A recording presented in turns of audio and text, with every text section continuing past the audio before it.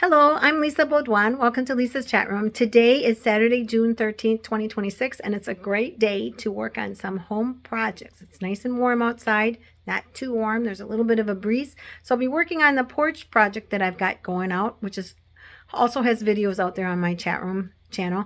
But also, I'm going to be working on my indoor project, and that is my you call it a kitchen nook, but it's actually a dining nook for me because it's in my dining room. So I want to share with you what I've done so far. And again, just really quickly here, I'm not an expert on anything, so anything I share with you, if you try it, use it or buy it, you do so at your own risk and peril. All right, so back into the videos about the DIY house and home and how I've updated it so far, and it's just a progress. Homes are progresses, and sometimes they're a pain, and sometimes I think, why didn't I just keep renting? Because all I do is really work on this home. So the past year I've been working on other things as well as the house.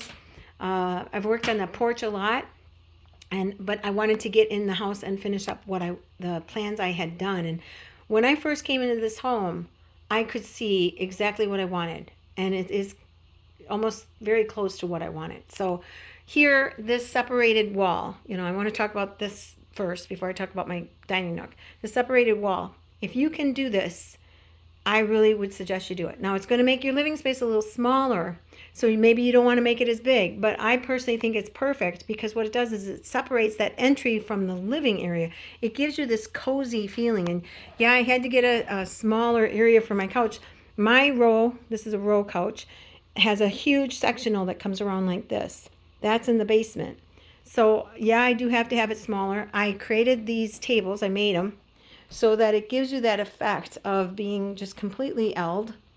And I think it's perfect. I love it.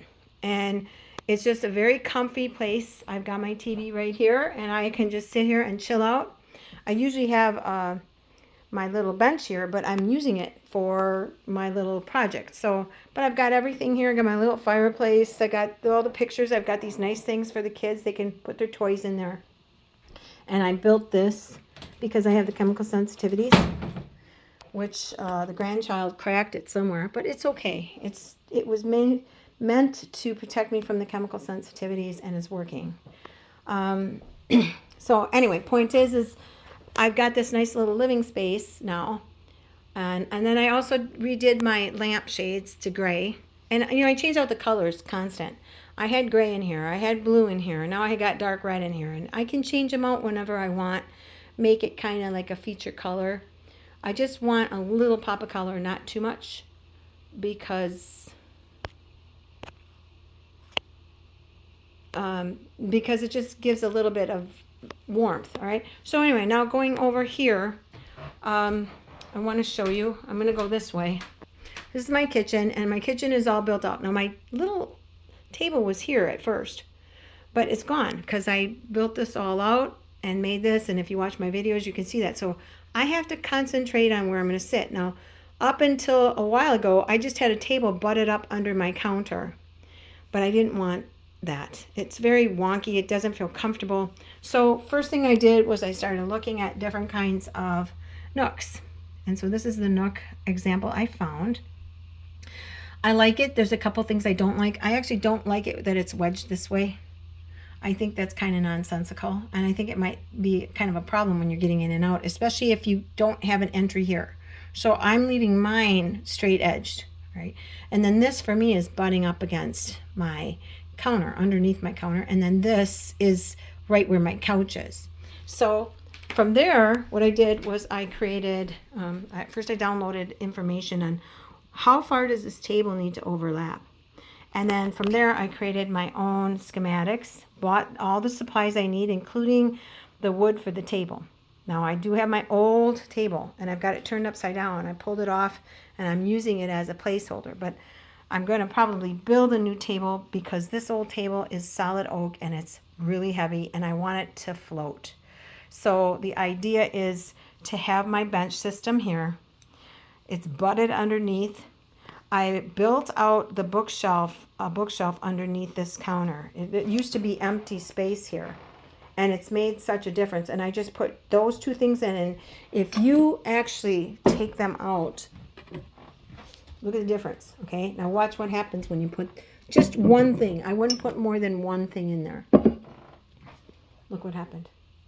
Just a nice little piece of art, but it also gives you this boundary.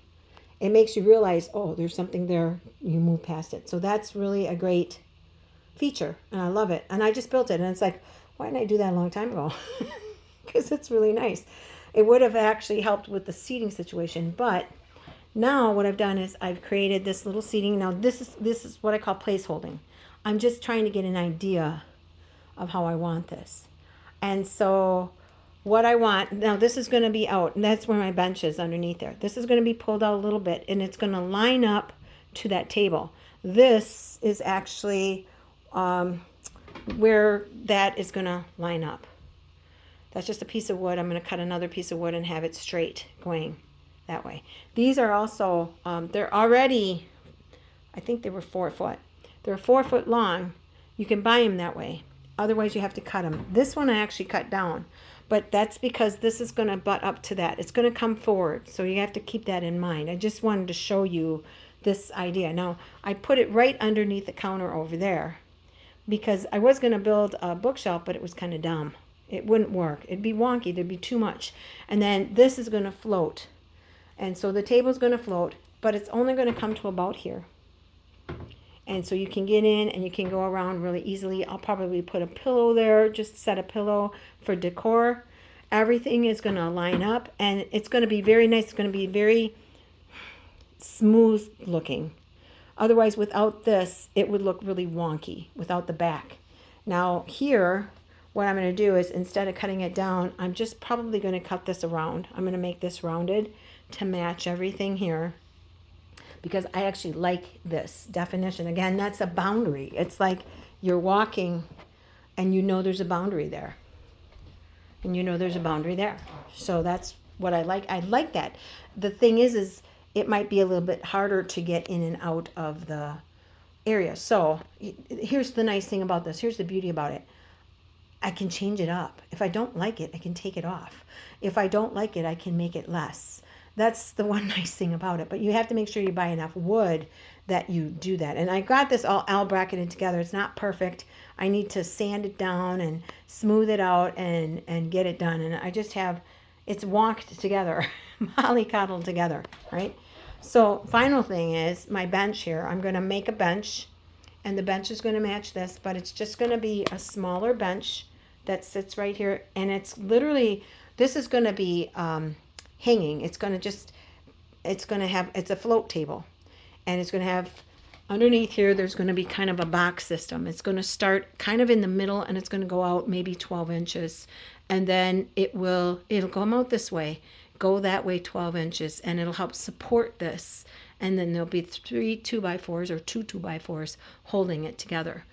I could probably use metal, but to be honest, it's really expensive and I can't afford it. So for now, that's what I'm going to do and see if that works. And I think it will. I think it's going to look really super nice. So that's my whole design. Then when I'm done, this will be painted black. That'll be painted black, and there'll be cushions on top of that. And then this will be smooth. This will be rounded down here. So there won't be any sharp edges for people to get hurt.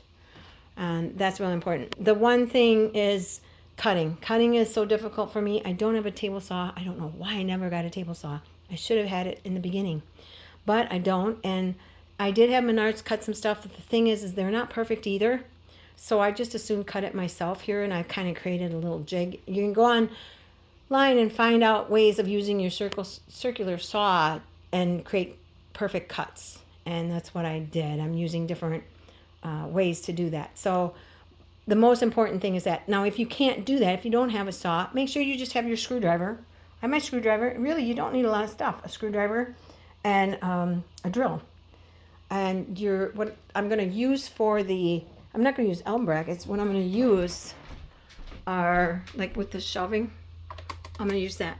I'm just going to use pieces of wood underneath to support it, and right here to support it, on the corners to support it, and underneath to support it. And then of course you have to have something underneath to hold it all together to create that. And then this won't be this, it'll be a little bit longer. It'll be down that far, but it'll be in and longer. It'll be probably the 10-inch board more like a 10-inch going all the way around underneath, just to hold and support the wood.